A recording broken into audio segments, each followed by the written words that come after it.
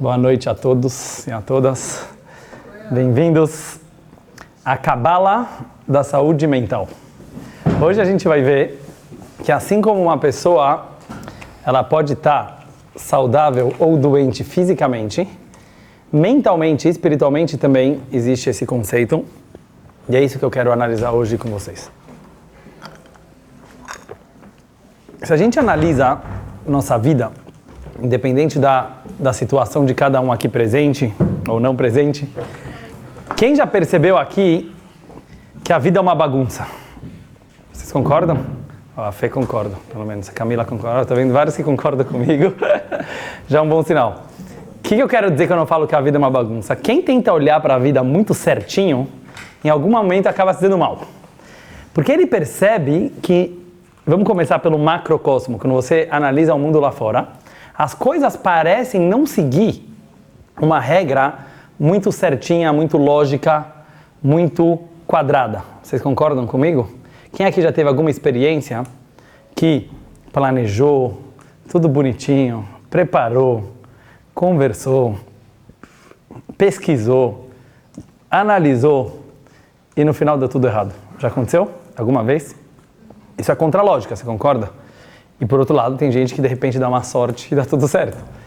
Isso é uma coisa muito contra a lógica, a ponto de pessoas acharem que às vezes a vida é injusta por causa disso. Pega o acontecimento de ontem, que infelizmente teve essa tragédia no Brasil, certo? Se você não tivesse visto nas notícias, você ia achar até que é mentira. Um timinho que era pequeno, cresceu, lutou, saiu da Série B, chega na final de uma competição internacional, uma coisa quase impossível, e o avião cai. Não faz sentido, você concorda que não faz sentido um mundo assim? Tem até pessoas que às vezes podem ter vontade de desistir, sem falar na dor dos familiares e de cada pessoa que estava lá presente. Agora, se a gente analisa mais pessoalmente, falando assim, vamos analisar as pessoas.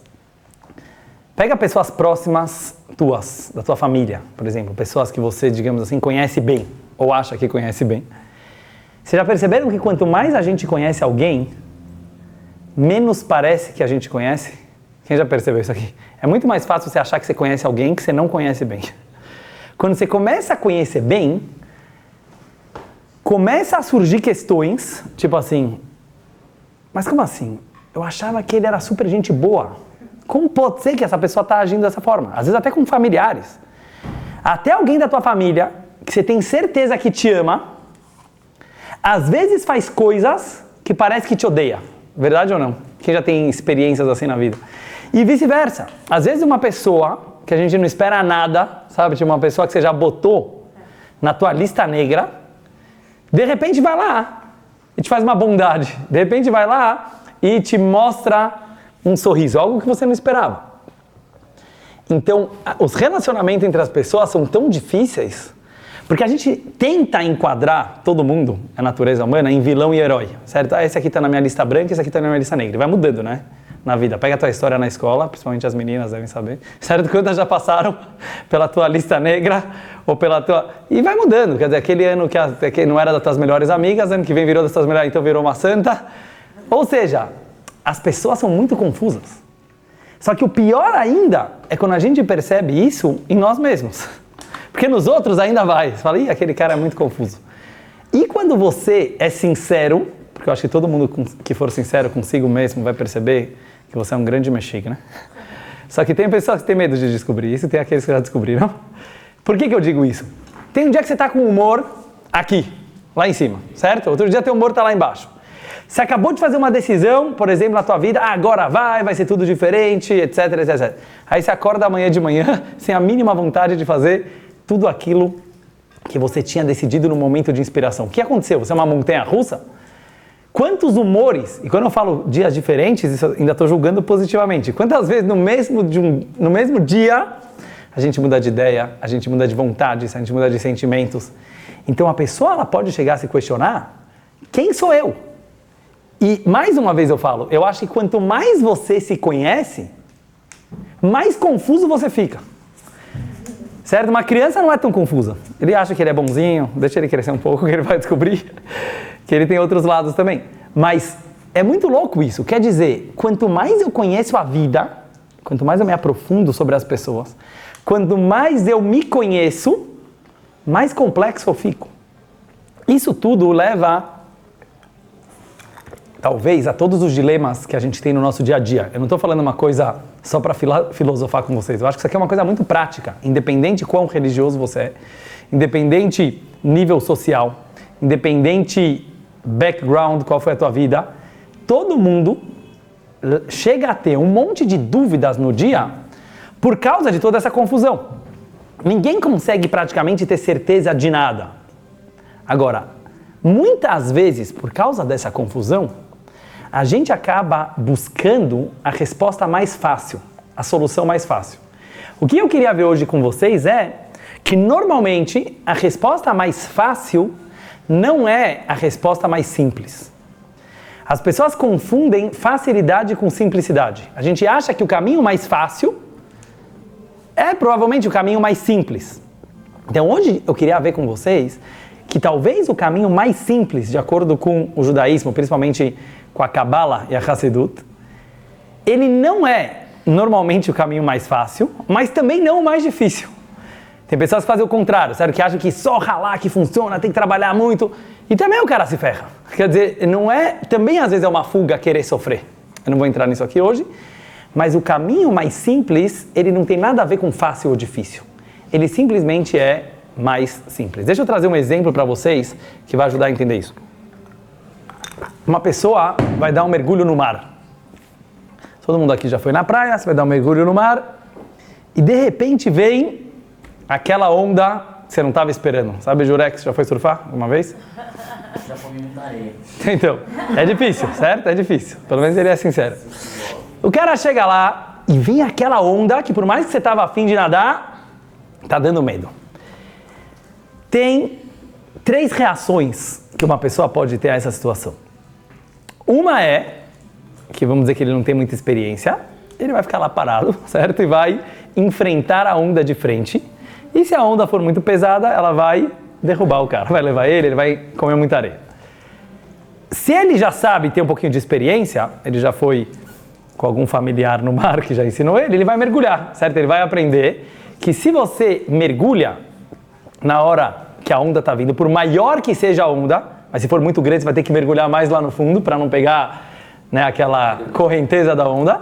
Se você mergulhar lá no fundo, você não vai nem sentir a onda. Vem a Hassidut e fala, nenhum desses 2 caminhos é o caminho mais simples. O primeiro escolheu o mais difícil, ele levou porrada da onda. O segundo escolheu o caminho mais fácil, ele fingiu que a onda não existia.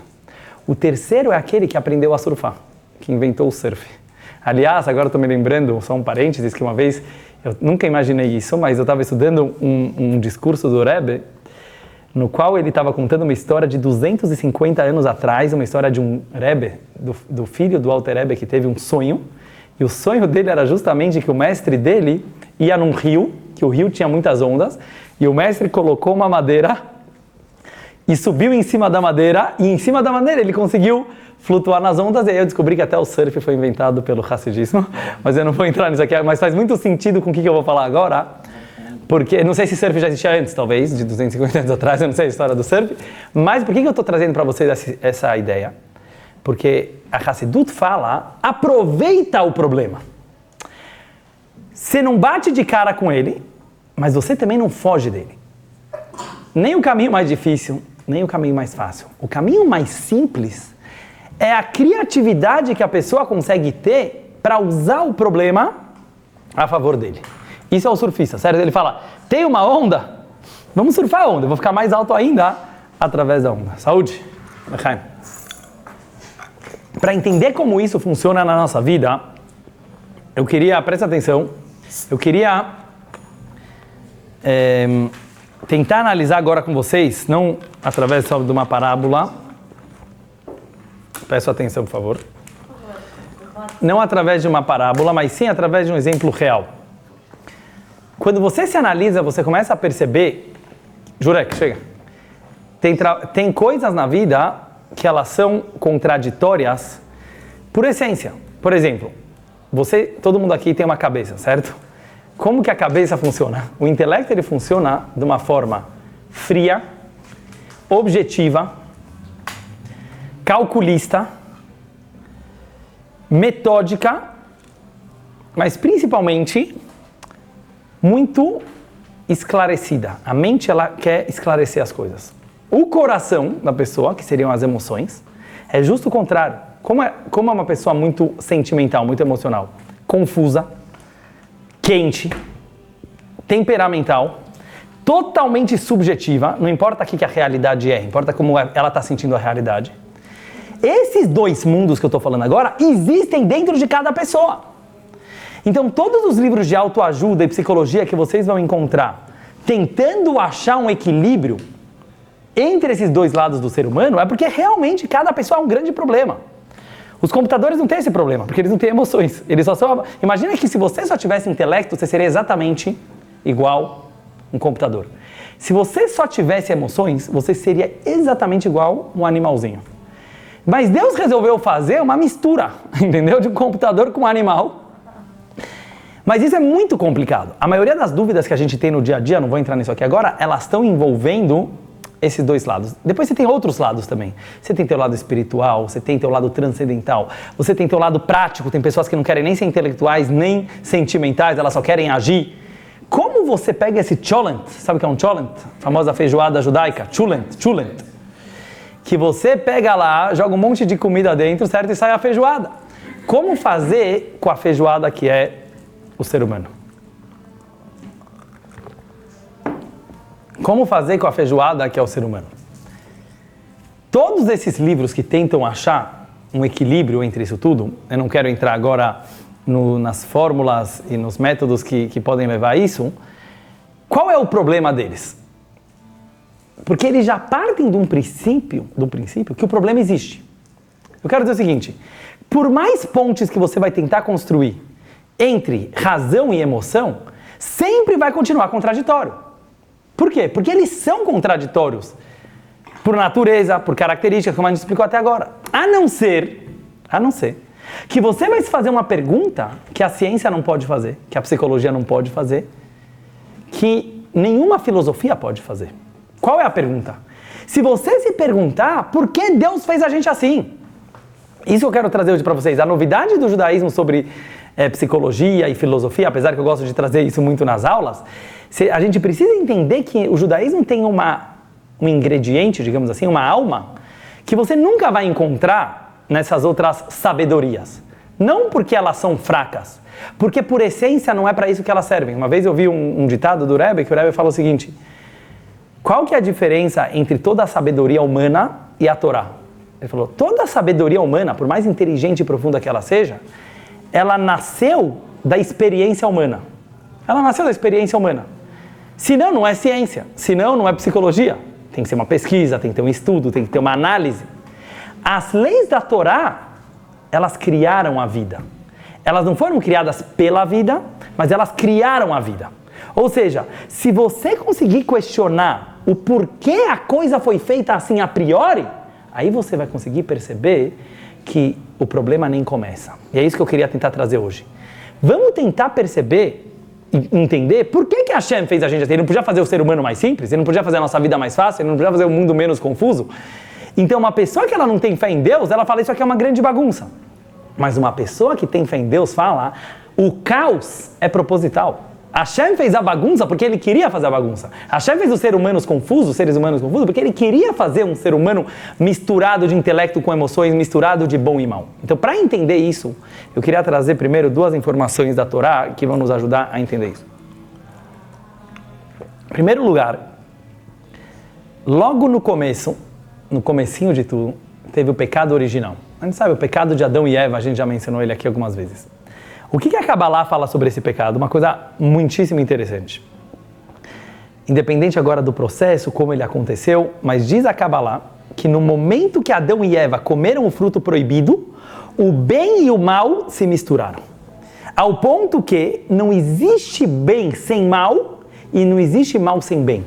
Isso se chama em hebraico Ta'arovet Tov Vará. Se misturaram o bem e o mal. Vamos tentar analisar um pouco isso? Vamos analisar um pouco na nossa vida. Aqui a gente não está falando só, o mundo é uma mistura de pessoas boas e pessoas ruins. Isso aqui você fala para uma criança de 3 anos. Depois que você começa a crescer, você vai começar a analisar e perceber que todo bom também é um pouco mal e todo mal também é um pouco bom. É uma maturidade você perceber isso, porque a cabeça infantil gosta de classificar as coisas, as pessoas, porque fica mais fácil, é a resposta fácil. Aquele lá está nessa lista, aquele está naquela lista, depois você vai adaptando de acordo com os teus entendimentos. Mas se você vai perceber bem, você vai chegar na conclusão que toda qualidade, ela é um defeito, e todo defeito é uma qualidade. Esse é o motivo que não existe pessoa perfeita. Não porque a Hashem resolveu não criar, porque por essência não dá. Por exemplo, você vai achar uma pessoa mega inteligente. Vamos pegar isso. Inteligência aparentemente é uma grande qualidade. Nem sempre. Na vida, às vezes, ser muito inteligente pode virar uma burrice. Eu falei isso aqui, se eu não me engano, na aula passada, algumas aulas atrás. Por quê? Porque o cara, talvez por ser muito inteligente, ele fica muito na teoria, não sabe fazer decisões, não desce na prática. N coisas que podem acontecer por causa da inteligência dele. Fica pensando demais. A vida não é só pensar. Aquele cara é muito legal. Por quê? Porque ele é muito engraçado. Até encher o saco. Vamos falar que é sério, até encher as piadas dele. Agora é para levar a sério. Então, tudo que você vai achar legal, depois enjoa. Então, olha que interessante. A Hashem fez um mundo de tal maneira que não existe nada 100%. Toda qualidade em si, ela também é um defeito. E todo defeito pode ser também uma qualidade, dependendo da situação. Isso, aparentemente, deixa a gente mais confuso. Mas por que eu estou trazendo essa ideia? Para mostrar que a Hashem fez isso por querer. Através do pecado original, que óbvio que fazia parte do plano de Hashem, o bem e o mal, eles se misturaram de tal maneira que não dá para separar. Então, agora a gente já começa a entender um pouco. Então vamos dizer assim, você tem alguém da tua família que você gosta muito. E de repente aquela pessoa fez uma coisa ruim com você. Você fica muito decepcionado, certo? Calma, mas ele não era bom. Ele não era bondoso? Sim, ele era bondoso, mas ele é maldoso também. Vai ter que começar a entender isso. Todo mundo que é bondoso é maldoso também. Todo mundo que é maldoso também pode ser bondoso. Chega, sério, senão não dá para dar uma. Se a pessoa, se ela não vai ter a compreensão, sim, para vocês, que a maturidade ela vem através da gente não querer classificar e achar que a vida é tão quadrada, é muito difícil. Por quê? Porque não é o caminho mais fácil. Segunda informação que eu queria trazer para vocês é de um homem que ele era chamado Yosef Hatzadik. Yosef Hatzadik, José, o famoso José, a gente também já mencionou ele algumas vezes. Tem um fator sobre ele que eu acho que a gente nunca elaborou aqui. A maior característica dele, sempre na Torá, é que ele era um interpretador de sonhos. Toda a vida dele, desde o começo, na infância dele, ele sonhava que no futuro ele ia ser o rei e os irmãos iam servir ele. Isso acabou causando muitos ciúmes dos irmãos, que eles acabaram jogando ele no poço, né? A gente sabe que ele foi o primeiro a sofrer um bullying pesado, digamos assim, pelos próprios irmãos. Ele foi vendido e tal. Aí, quando ele já estava na prisão, de novo, ele interpreta 2 sonhos de pessoas desconhecidas até então, o copeiro e o padeiro, e através disso ele fica mais famoso. Aí ele interpreta os sonhos do faraó, também 2 sonhos, 7 anos de fartura, depois 7 anos de pobreza, ele sai da prisão. E ele virou o vice-rei do Egito. Muita coisa se sabe sobre Yosef, mas a pergunta é, por que é tão importante o fato que a vida inteira dele foi em volta de sonhos? A gente já falou aqui sobre sonhos, não é isso que eu vou entrar hoje. Mas aparentemente isso é algo irrelevante para a nossa vida, porque não é nenhuma mitzvah da Torá saber interpretar sonhos. O judaísmo não fala sobre, entendeu, um grande assunto espiritual da pessoa ficar tentando interpretar sonhos. E aparentemente o que você pode aprender isso para a nossa vida? Mas eu vi um livro do primeiro Rebbe de Chabad, o Alter Rebbe, que em poucas palavras ele explica o que significa ser um interpretador de sonhos. Ele mostra como cada um na nossa vida, talvez essa é a nossa missão. Então ele traz um versículo do Tehillim, que é o Shir HaMa'alot, que a gente faz antes do Birkat Hamazon. E lá tem 2 palavrinhas que falam, Hainu Kecholmim. Quando o Mashiach chegar, e tudo vai se esclarecer, a gente vai perceber Hainu Kecholmim, que a gente estava sonhando, que a vida inteira aqui é um grande sonho. Olha que interessante essa visão. O que acontece num sonho? Quem aqui é bom de sonhar sabe que o sonho é a coisa mais confusa possível. Por quê? Porque tem muitas coisas no sonho que fazem sentido, mas, por exemplo, de repente foi tudo com uma pessoa que não faz sentido nenhum. Sabe quando você teve um sonho que tudo bateu, mas aquela pessoa não tem nada a ver? Uma pessoa que você já não vê faz alguns anos. Ou às vezes, no mesmo sonho, você está em vários lugares diferentes. Primeiro está aqui, depois está no Japão, depois está nos Estados Unidos, aí você está no Japão e nos Estados Unidos ao mesmo tempo. Uma coisa que só dá para acontecer nos sonhos. Então, a definição de sonho, apesar de parecer uma coisa muito engraçada, e às vezes é um pesadelo, que a pessoa fica muito assustada, é que, bem ou mal, onde está acontecendo isso? Aqui, na tua cabeça. Quer dizer, você que é um ser humano tão normalzinho durante o dia, que só pensa coisas racionais, 2 mais 2 é 4, tudo seguindo um certo esquema, você é capaz de, durante a noite, sonhar com essa confusão toda. Então, explica o Alter Rebbe. Hoje em dia, o mundo é como se fosse um grande sonho. Por isso ele é tão confuso, por isso tem um caos tão grande, tanto no macrocosmo como no microcosmo. E ele fala lá bem claro, por isso que um judeu às vezes acorda super empolgado para rezar, ele quer servir a Hashem, ele quer fazer as mitzvot. Amanhã ele acorda super preguiçoso, não quer nem levantar da cama, tá bravo com Deus, acha que Deus não é justo e o mundo é uma bagunça. E depois de amanhã ele acorda empolgado de novo em ajudar o próximo. Então ele fala, a pessoa ela começa a perceber que... Ele fala, relaxa. Primeiro fala o Alter Rebbe, saiba que o nível do sonho é maior do que o nível da realidade. Falando isso em palavras de psicologia, que combina muito, quando a pessoa está sonhando à noite, ou de dia, ele está no nível do inconsciente, que é maior do que, é mais profundo do que o consciente, aquilo que está por baixo. É muito interessante como o Alter Rebbe falou isso há 250 anos atrás. E ele explica cabalisticamente, eu não vou entrar aqui agora, que o fato desse caos, que parece aleatório, o avião cai, aquilo acontece, o outro vive, o outro morre, aquele ganha dinheiro, aquele perdeu, parece uma grande bagunça, porque vem de um nível inconsciente do universo, no qual as coisas não seguem uma lógica tão quadrada. Então seria dizer mais ou menos o seguinte, o fato que o ser humano é tão misturado e tão confuso, não é uma coisa ruim, mas a gente precisa aprender a ver como isso faz sentido, porque não sei se vocês sabem, mas hoje em dia, mesmo pela neurociência, se descobriu algo que a Kabbalah já falava há muito tempo atrás, que o cérebro humano, ele tem 2 hemisférios. Depois, hoje em dia, já tem mais partes que foram descobertas, mas de uma forma geral, tem o lado direito do cérebro e tem o lado esquerdo do cérebro. Apesar que o lado direito, ele controla o lado esquerdo do corpo e o lado esquerdo controla o lado direito, já para mostrar como a gente é confuso, certo? Já é tudo cruzado. Mas o lado direito, ele é mais lúdico, mais criativo, menos lógico. O lado esquerdo, ele busca um sentido lógico em tudo.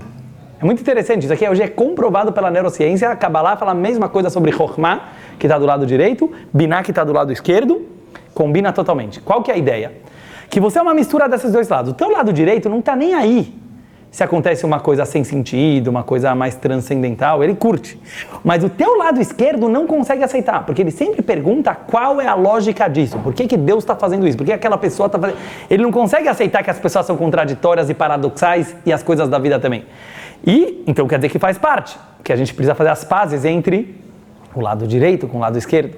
O que seria isso? Seria a pessoa conseguir encontrar um sentido dentro do caos. Diz o Alter Rebbe, isso era Yosef Atzadik, o homem que sabia interpretar sonhos. O que quer dizer interpretar um sonho? A palavra interpretar em hebraico, que é poter, tem as mesmas letras que tofer. Tofer em hebraico quer dizer costurar, um costureiro. O que era Yosef? Quem era José? Era um grande costureiro. O que quer saber? Quem é uma pessoa que sabe costurar bem? Ele sabe pegar os pedaços que parece ser um grande caos, que parece ser uma grande bagunça, e ele costura de tal maneira que aquilo fica bonito. Isso é uma verdadeira costureira ou costureiro. E fala o Alter Rebbe lá, em poucas palavras, que isso Yosef sabia fazer. Ele sabia entender que o lado bom e o lado mal, apesar de parecer que nós somos bipolares e bem dependentes de humor, isso é você. Então, falando agora em palavras práticas, sem ficar mais na teoria, quer dizer o seguinte, o fato que de repente você está a fim de ajudar o próximo, fazer coisas boas, e daqui a 5 minutos você está com preguiça e está a fim de pecar, em vez de você ficar desesperado com essa situação, em primeiro lugar você tem que entender que os dois estão vindo de um mesmo lugar. O bem e o mal foram criados pelo mesmo Deus. Essa é a novidade do judaísmo. Então, se você conseguir compreender e rir um pouquinho, eu diria até um bom humor, é importante, tenta rir do problema. O psicólogo que eu sempre gosto de trazer, o Viktor Frankl, ele fala isso várias vezes. Ele fala, quando a pessoa aprende a ri, de certa forma, dos problemas psicológicos dele, ele já está começando a curar eles. Porque não está olhando aquilo como um monstro, sabe? Fala, eu sou meio babaca mesmo. Se você aceitar isso, você já não está mais tão babaca. Estou dando um exemplo. A mesma coisa a pessoa que ela é contraditória. Certa pessoa, ela começa a perceber e ela consegue, de certa forma, falar, olha como eu sou confuso, olha como eu sou contraditório. E você aceita isso, é um grande passo já para conseguir costurar. Fala. Isso é, tipo, algo você próprio, não em relação aos outros. Por que não em relação aos outros? Tipo, quando Os dois. uma coisa ruim pra você, você julga você por errado. Não os outros, porque tipo, outros já entendem, não? Se você ri da situação. Na verdade, eu não estou nem falando agora sobre acontecer coisas ruins. Eu estou falando sobre os sentimentos que nós mesmos temos, entendeu? Por exemplo, quando você se pega tendo sentimentos contraditórios. Ou uma outra pessoa, a mesma coisa. Quer dizer, quando eu vou olhar o outro e vou perceber que ele é uma mistura de bem e mal, na verdade essa é toda a história do Tânia, não vou entrar agora, que é o livro base da Hassidut, que ele explica que Deus tem mais prazer de um Benoni do que um Tzadik. Benoni é o homem intermediário, Tzadik é o homem iluminado. O homem iluminado é aquele que não tem mais egoísmo, ele não tem nada de mal, ele só encontra luz e bondade. E o Alter Rebbe fala, não, mas o Benoni, que é aquele cara que trava uma luta interna todos os dias, Deus tem mais prazer dele. E eu sempre pensava, por quê? Será que é porque o Benoni tem que trabalhar muito mais, tem que se esforçar muito mais? Pode ser que também, mas eu acho que é muito mais profundo. O Benoni, ele conseguiu entender que Deus está acima do bem e do mal.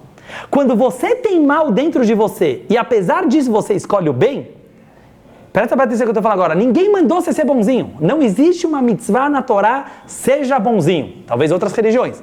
O judaísmo não acredita em seja bonzinho, seja anjinho, seja espiritual, seja transcendental. Tudo palavras inventadas depois. O que a Torá fala? Amarás o teu próximo como a ti mesmo. Visita doentes. Dá caridade. Tudo objetivo. Não tem subjetivo na Torá. Sabe por quê?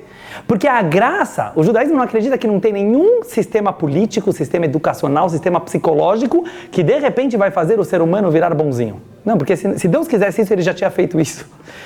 A graça da vida é, seja mal, mas faça o bem. Presta atenção no que eu estou falando. Seja mal, mas faça o bem. Isso não é, então ele é hipócrita. Very good. Que ele seja hipócrita a vida inteira. Se o ser humano entender que ele é uma mistura de bem e mal, e para ser bom, precisa respeitar leis, precisa seguir regras, precisa se quebrar de vez em quando, precisa respirar fundo, precisa ter autocontrole. Essa é a graça. E quando você começa a fazer isso, você começa a costurar, talvez por linhas tortas, mas você começa a cada vez mais revelar o teu bem e devagarzinho vai ocultando o mal. Mas o cara que ele acredita que ele é só bonzinho, ele está correndo um grave perigo. Fala. Você busca esse tzadik? Nunca busquei isso. Estuda o Tá, né? Exatamente. Primeira coisa, virar Benoni é muito... Eu não conheço ninguém que é Benoni. Mas se alguém virar Benoni, me avisa. Benoni, o Alter Rebbe fala no Tânia, ele não tem um pensamento negativo do dia inteiro, nem uma fala negativa o dia inteiro, nem uma ação negativa o dia inteiro. E ele tem o Yetzer Hará maior que de nós todos. Por que ele não faz? Porque ele tem autocontrole. É outra história. Agora, uma pessoa que ela é 100% autocontrolada, ela já virou Benoni. Agora, virar... Chegou nesse nível, você tem que subir. Sim, chegou nesse nível, o Alter Rebbe fala que tem uma mitzvah de esforçar, mas não é o teu problema isso aqui. Não falta provas da Gemora lá que a missão da pessoa não é ser tzadik. Não falta provas, mas eu não vou entrar nisso aqui agora. Ele fala que mesmo assim, já que o bebê faz um juramento, eu serei um tzadik, você tem que se esforçar para ser um tzadik. Mas não vamos entrar nisso aqui agora. Eu só queria mostrar o ponto, não é essa questão, nomes não é importante. O importante é você entender que o que Deus espera da gente não é que você seja pura luz. Isso aqui é uma ilusão. Isso aqui não existe, não é a vida humana.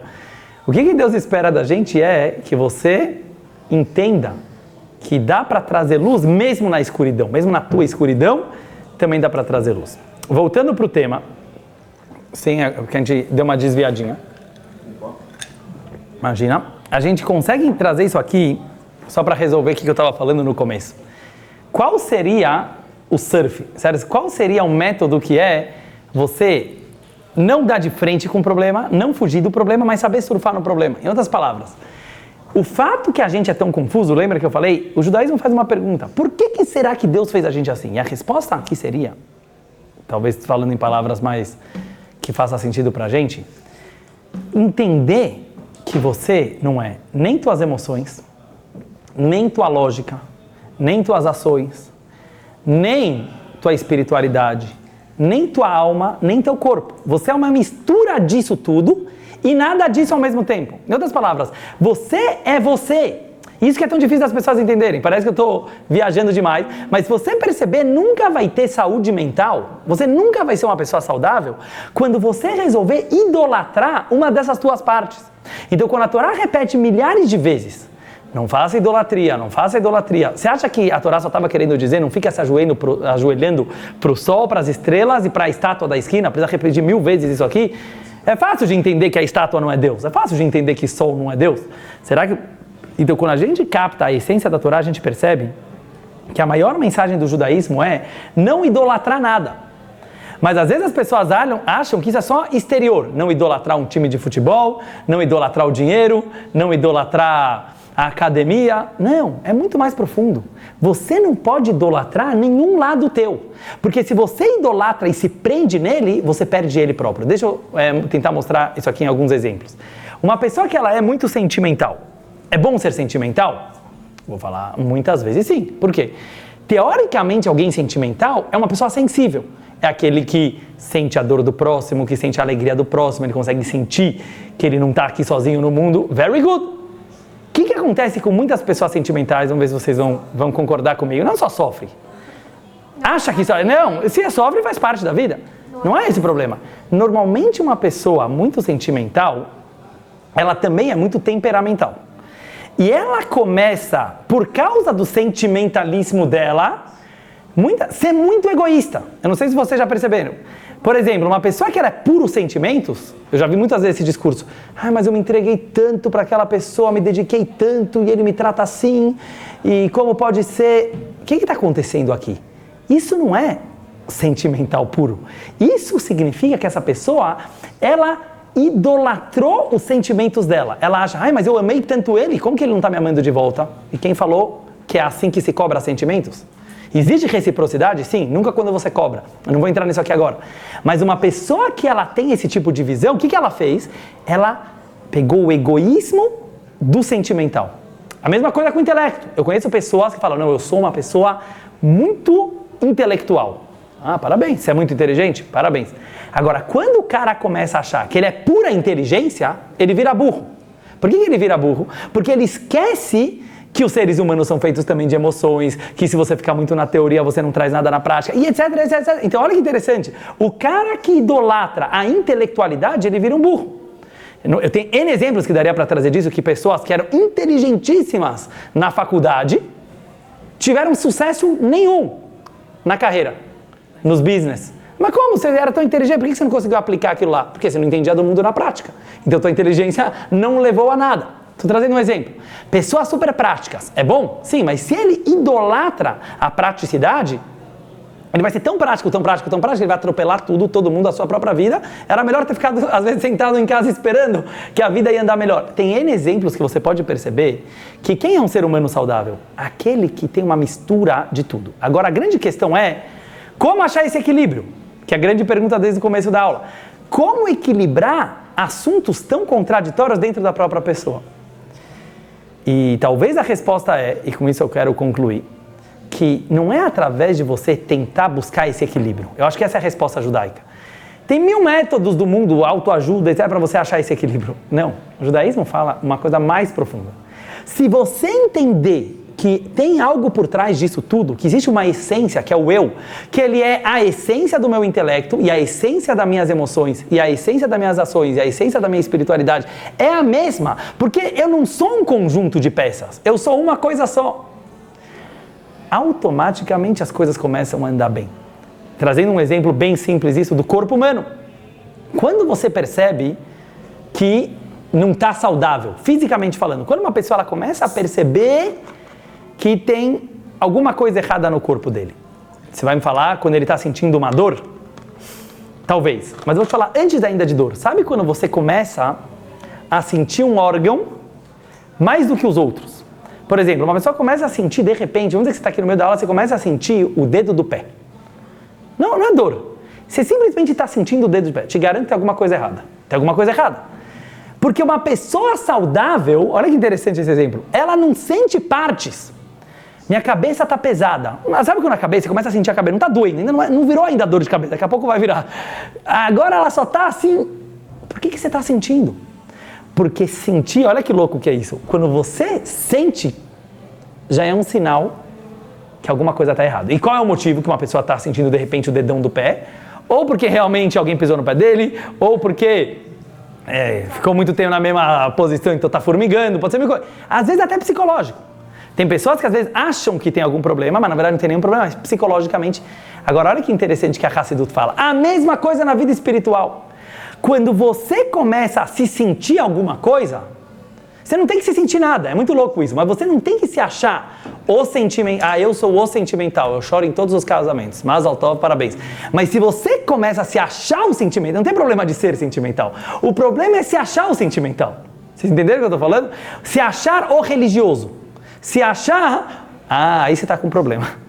Porque você não é o religioso, nem o sentimental, nem o intelectual. Você é você. Tem alguém que está por trás de toda essa confusão. E quanto menos você vai sentir as partes, mais você vai sentir o que tem por trás. Então, resumindo a aula, só para a gente poder trazer uma mensagem prática disso tudo, de uma forma que dê para levar para a vida.